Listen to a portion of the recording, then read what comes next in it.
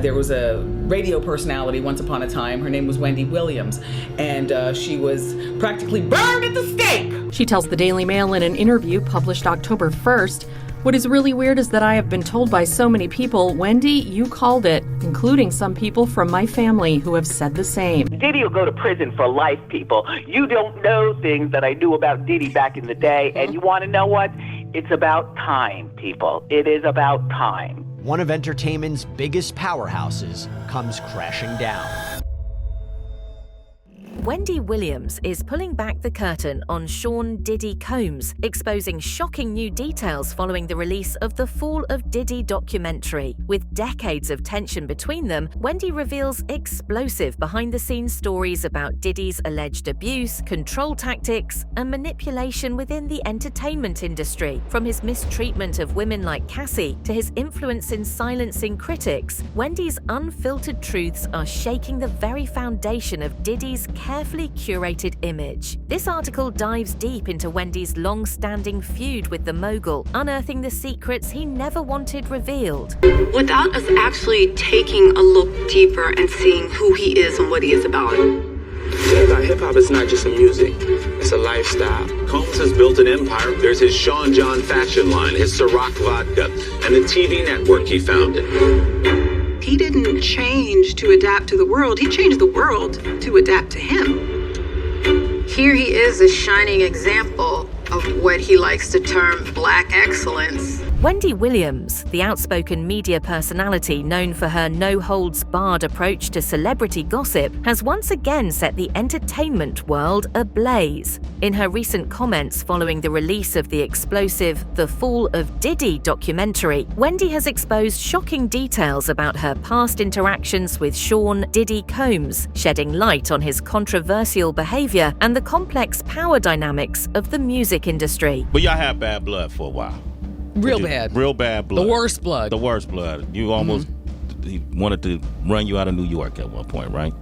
Run? Well, not run. You know, like push you out of New York at one point. Oh, he had you ran out. You give him full credit for that? Okay, cool. He had you ran out of New York. And then y'all came full circle. Now he's on your show. How did that feel for you? Wonderful. Yeah. It felt wonderful. You know why? Like we were talking about fallen soldiers. Yeah. You know, people from our era who die, or you see somebody and they don't look the same, bad way. We see a lot of that now. For me, Puff coming and representing the height of the Forbes list, the number one entertainer, not rapper entertainer. He beat Angelina Jolie, Brad Pitt, all them people, the Clooneys, the Doonies, and the Boonies.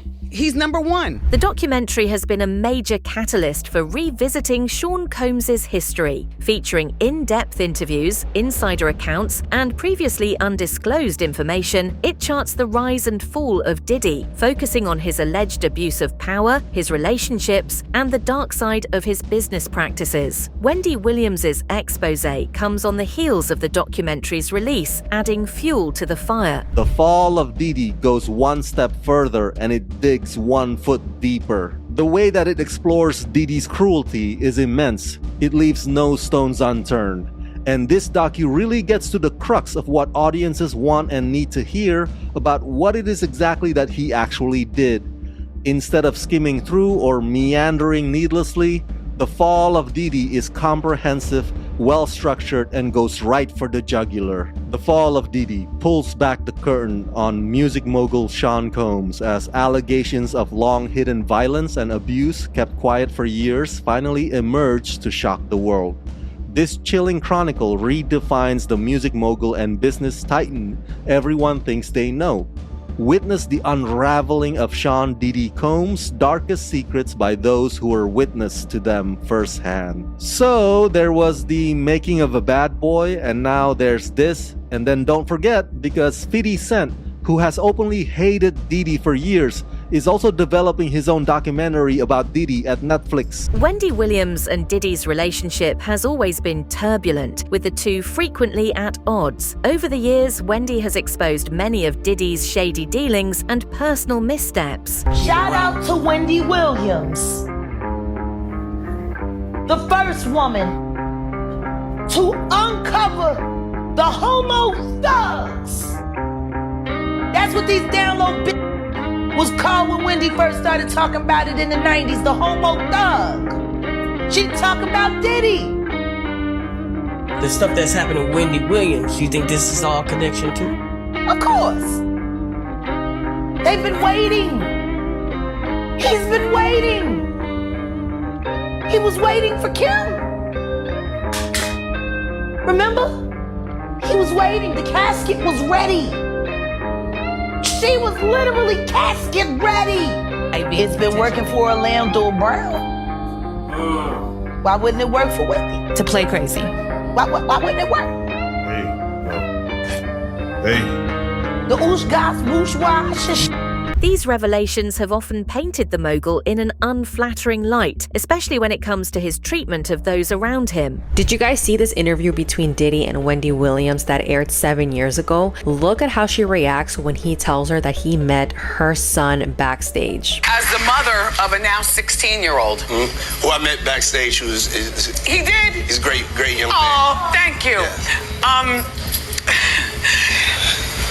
Yeah. You represent a lot to a lot of people in general. People think that Diddy said this to intimidate her because, we all know Wendy knew a lot about what was going on in Hollywood. I couldn't believe how much Diddy was lying throughout this entire video. He was actually dating Cassie during this time, and when he was asked about his relationship with her, he made it seem like they had a perfect relationship and that he really loved her. One of the most dramatic moments in their feud occurred in the 1990s when Wendy Williams threatened to release a compromising photo of Diddy. The image, which Wendy obtained through her investigative methods, threatened to expose a side of Diddy that he desperately wanted to keep hidden. As a result, Wendy faced fierce retaliation from Diddy's associates. When she put out those pictures of the dude pulling his pants down, and it looked like some gay act that was going on, he got on the phone. He said, let me tell you this.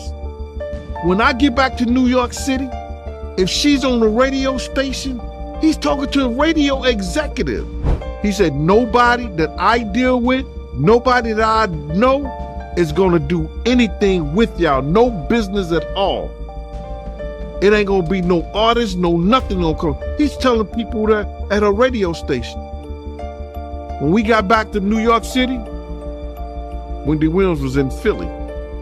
We come from a very homosexual era of hip-hop as well. There was a radio personality once upon a time. Her name was Wendy Williams, and she was practically burned at the stake for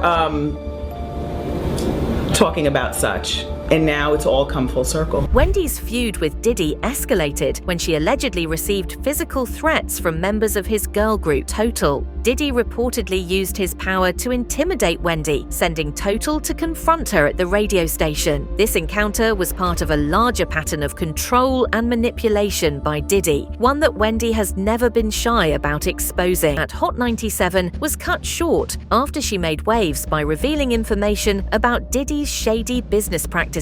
After she aired the allegations, including Diddy's alleged mistreatment of Biggie Smalls regarding publishing rights, she was suspended and ultimately fired. Wendy has claimed that Diddy used his influence to ensure her removal from the station. Radio personality, TV personality, Wendy Williams was announcing in her super highly rated afternoon show that might have been even syndicated then that she had big news coming that involved Justin Dior Combs. Perked my ear up. I said, yo, what's going on? We started calling everybody. He was calling me. He got a heads up. He started calling the bosses at Hot 97. The street team was listening. They heard, the executives heard.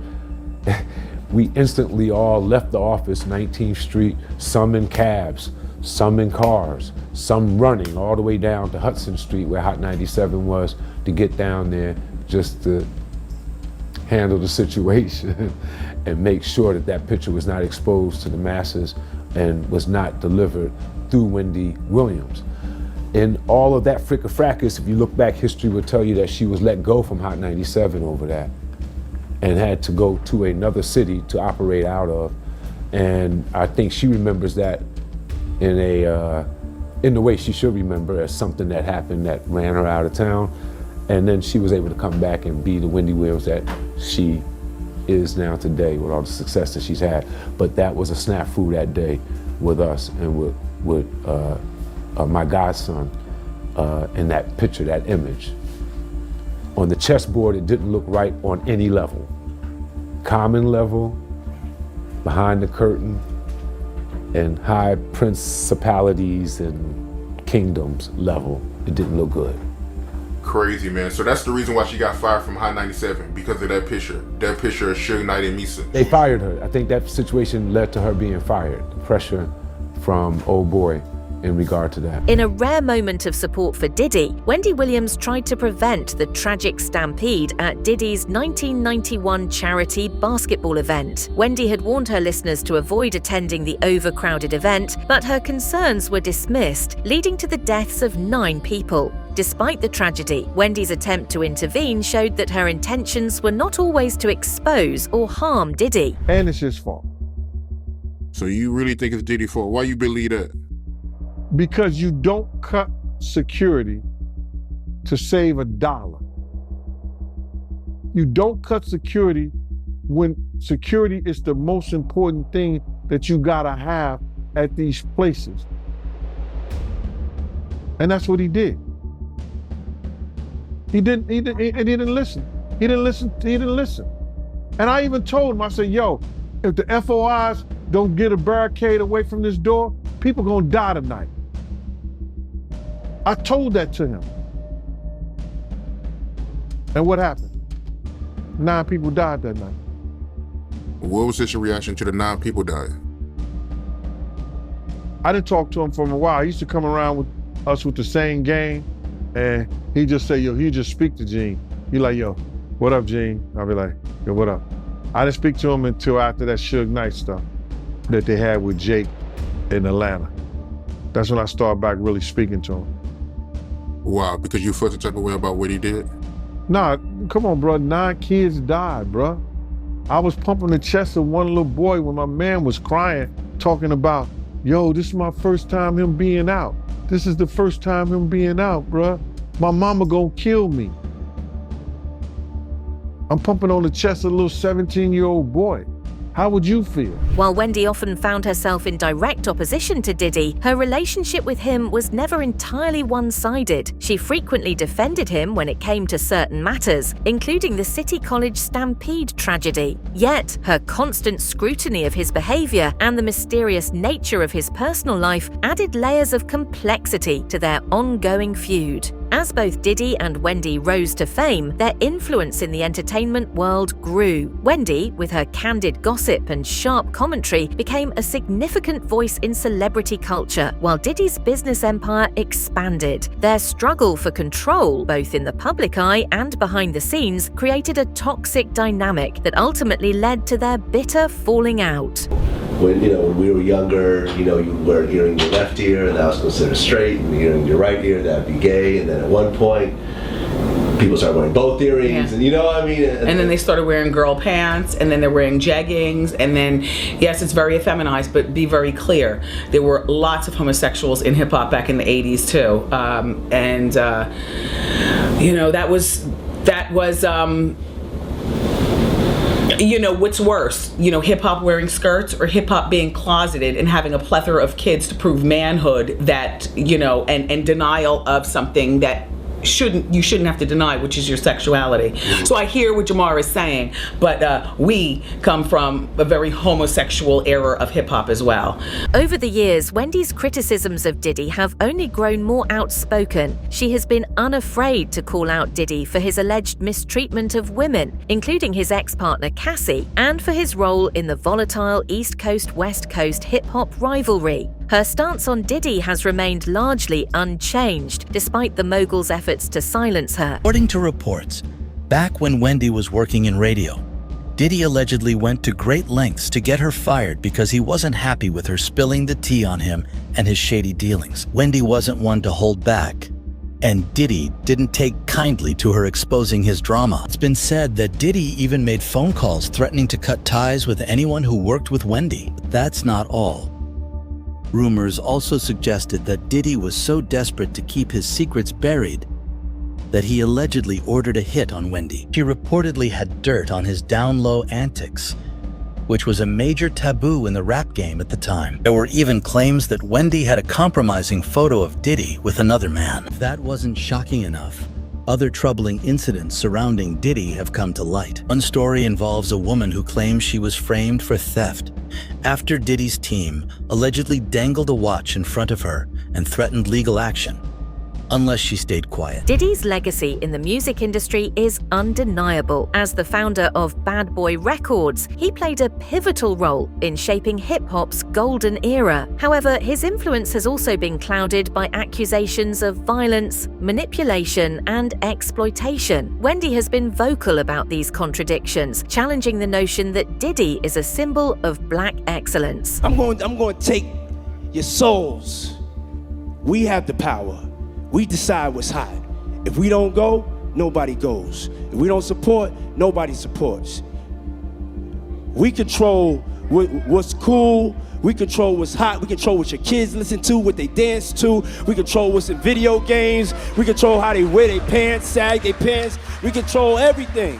The legal troubles surrounding Diddy deepened when his ex-girlfriend, Cassie Ventura, filed a lawsuit against him, alleging years of abuse. This lawsuit, which quickly settled, spurred further accusations from other women, including music producer Rodney Lil Rod Jones. Wendy's recent remarks align with these developments, highlighting the darker side of Diddy's persona. Wendy has been a vocal supporter of Cassie and other women who have come forward with allegations of abuse against Diddy. She has used her platform to shed light on the systemic power dynamics in the entertainment industry that often protect powerful figures like Diddy from facing accountability. Now, doesn't this sound eerily similar to what came out in Cassie's lawsuit against Diddy? In that lawsuit, Cassie described in detail how Diddy was prone to uncontrollable rage and subjected her to savage beatings. She talked about losing her memory because of how much Diddy allegedly abused her, feeling suicidal, and being forced to hook up with male prostitutes while Diddy filmed it. Cassie also accused Diddy of forcing his way into her home and assaulting her near the end of their relationship in 2018. According to her, Diddy brought her into his extravagant, fast-paced lifestyle shortly after she met him and signed to his label when she was just 19 and he was pushing 40. That power dynamic Wendy was talking about, it was definitely there. But y'all, Wendy's tea spilling didn't come without consequences. Diddy allegedly tried to get even with her and had her blackballed for exposing him. In her 2004 book, The Wendy Williams Experience, Wendy wrote that she had contempt for Diddy because he tried to ruin her career single-handedly. It didn't stop there. In March 2024, the FBI conducted raids on Diddy's properties in Miami and Los Angeles, reportedly seizing weapons, drugs, and digital evidence. This included footage from hidden cameras at Diddy's parties, showing guests engaging in illegal activities. The raids and subsequent investigations have only intensified the scrutiny surrounding Diddy,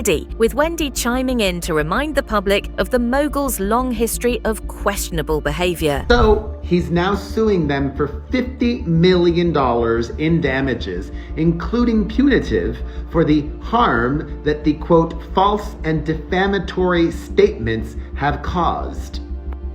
He alleges that these malicious lies from Burgess and Mitchell Kidd, platformed by News Nation, caused him to suffer from significant reputational and economic harm. Pause. I know a thing or two about defamation, and A, when you're a celebrity, winning a defamation case is much harder than if you're a civilian, and B, you have to prove reputational harm. That's gonna be a giant undertaking for Diddy, because before these two were spreading their assertions publicly, his reputation was already in the toilet.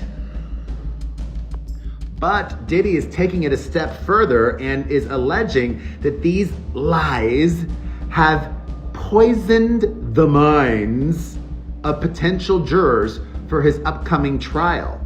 They are intentionally false and defamatory, and he might not be able to get a fair trial now. Wah, wah. Wendy has long been at the forefront of breaking silence on issues within the entertainment industry. Her willingness to speak out about Diddy's alleged wrongdoings has been a major part of her legacy, and her recent statements add to the growing movement of people who are finally holding powerful figures accountable for their actions. The tabloid reports Williams is no stranger to Diddy and has been openly critical of the rapper long before the feds were knocking on his door. In 2017, Williams interviewed Diddy on The Wendy Williams Show, and the two seemed to make amends. I know I pissed a lot of people off, including you, but this is a full circle moment, everybody. Get into adult conversation, Williams said at the start of the interview.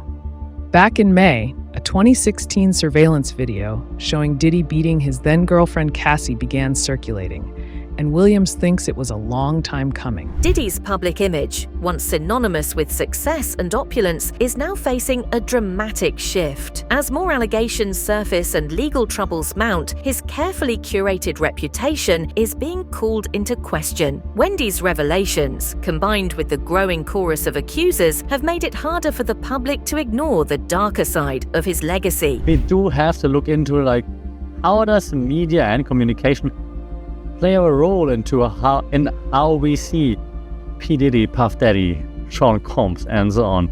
We're gonna break down how is it being talked about, why is it resonating, why are we talking about it, and you know how we roll by now. We look at media narratives, how media narratives are being shaped using some of the bigger but also even lesser known media and communication theory. As the legal battles continue and more revelations come to light, the future of Diddy's legacy remains uncertain. Will he be able to redeem himself, or will his alleged actions tarnish his contributions to music and culture permanently? Wendy Williams' unflinching stance suggests that the road to redemption may not be so simple for the mogul. Wendy Williams' fearless exposé has added a new layer to the ongoing saga of Sean Diddy Combs, forever intertwining their names in a story of power, manipulation, and the unmasking of one of the entertainment industry's most controversial figures. So what do you think? Let us know in the comments below, and don't forget to like this video, subscribe for more updates, and hit that bell so you never miss a thing.